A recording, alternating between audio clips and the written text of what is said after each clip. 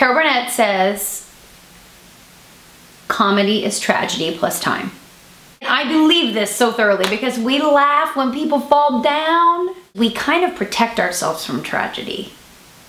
But without it, we couldn't have the greatest joy, which is laughter. Most people who are actors that make people laugh are portraying a character that is so realistic that it's relatable and it is funny.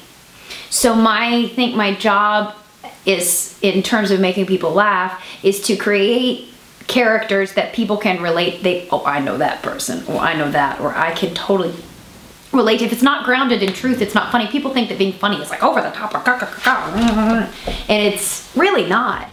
Cooter County came out of a need to funnel the schizophrenia, the multiple personality disorder, and make sense of the madness. I'd always been kind of an impersonator. I can pick up on people's voices and mimic them. I had a very good friend named Sam Easley. We were having ladies' night out, Sam and I. And he said, Laura Bell, you need to create your own Yaknapatafa. And I'm like, what? Basically, William Faulkner created his own county of Yaknapatafa to house all his characters that were based on people in his life. That he just created this world.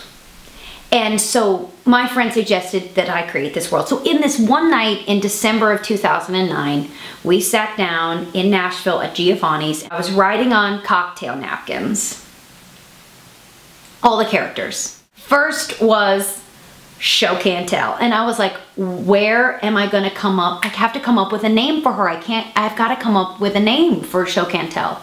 Because right now she was like this girl that was gonna work at, you know, someplace. And my friend said, well, I sure can tell you. And we looked at each other and we're like, oh my God, Show Can't Tell. That is Show Can't Tell. Show Can Tell, she says, I believe. So we just started that. And then we came up with the family and the hierarchy and Justice Good and Donnie Good and the Good family and then the Dillies and basing them on Paulamine and You Need a Biscuit. And we love puns, so it was all about creating these little funny names that meant other things.